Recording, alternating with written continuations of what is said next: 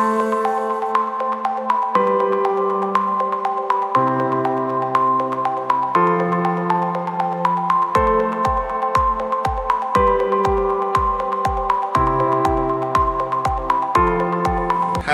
Assalamualaikum dan selamat sejahtera. Nama saya Encik Muhammad Afiq Faiz, pegawai psikologi di Penjara Sungai Buloh. Bersama kita dalam slot semuka sebelum mula kerja bersama kaunselor anda.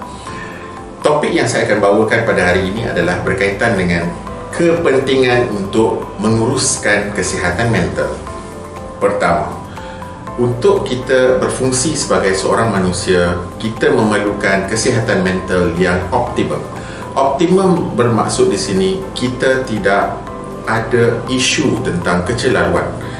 Bila kita cakap pasal kecelaruan, terdapat pelbagai jenis kecelaruan dekat dalam dunia ni. Okey, kita ada a lot of disorder. Yang pertama, kita ada depression, kita ada anxiety, okey, kita ada stress syndrome, panic attack dan sebagainya. Dan perkara-perkara ini boleh mengurangkan tahap kefungsian seorang manusia pada setiap hari. Okey, sekiranya seorang manusia itu mengalami simptom-simptom ini dalam tempoh jangka masa 2 minggu berturut-turut, maka seorang individu itu boleh dikatakan cenderung untuk mengalami kecelaruan minda. Jadi bagaimanakah cara untuk kita menguruskannya? Terdapat pelbagai cara untuk kita nak uruskan kesihatan minda, sama ada di peringkat luaran ataupun peringkat dalaman kita. Pertama, di peringkat dalaman kita adalah untuk kita sentiasa memotivasikan diri dan juga merefleksi tentang kelemahan dan juga kelebihan diri kita. Yang kedua, untuk kita mengetahui tentang keperluan diri kita sendiri, sama ada keperluan dari segi aspek psikologikal, fizikal maupun fisiologikal. Yang kedua, faktor luaran, iaitu sokongan-sokongan yang berada di luar.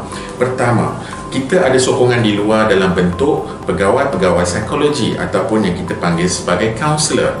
Terdapat 3 orang kaunselor di Penjara Sungai Buloh, yang mana terdiri daripada diri saya sendiri, Dr. Ashraf dan juga Encik Ramlan, yang mana kami menawarkan perkhidmatan kaunseling secara percuma kepada warga kerja, kepada ahli kerja, ahli keluarga warga kerja dan juga kepada ahli keluarga panduan, selain daripada panduan sebagai pemegang taruh utama kami.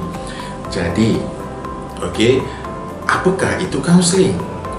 Bagi sesetengah orang, stigma tentang kaunseling sangat tinggi. Di mana apabila kita datang kepada kaunseling, kepada sesi kaunseling ataupun mendapatkan intervensi kaunseling, individu tersebut dianggap sebagai bermasalah. Ini adalah satu benda yang tanggapan yang silap, di mana kaunseling itu adalah satu perkara yang positif. Mengaku kita mempunyai masalah ataupun isu adalah satu kekuatan diri yang tidak ada pada semua orang.